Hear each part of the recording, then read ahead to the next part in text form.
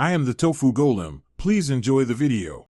You'll begin by making sure the camera and devices share the same network and the Wyze app is updated. This prevents stream failure.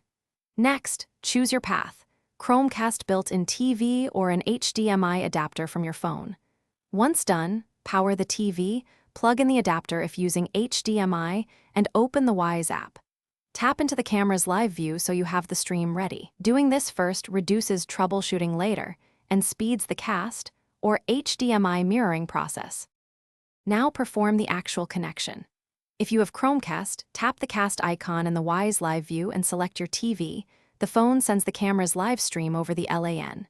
If you're using an HDMI adapter, plug it into the phone, switch the TV input, then mirror the phone screen and open Wyze.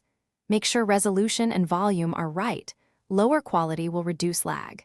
Cast uses less battery while HDMI gives direct, reliable video with no network hops.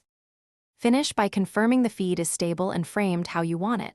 Lock orientation and silence notifications so nothing interrupts the TV display.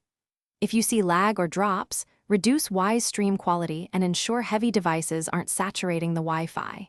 For persistent issues, reboot the camera, phone, and router.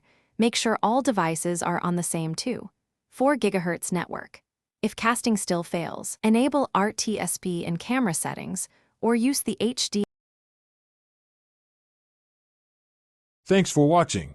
Consider subscribing if we helped you today.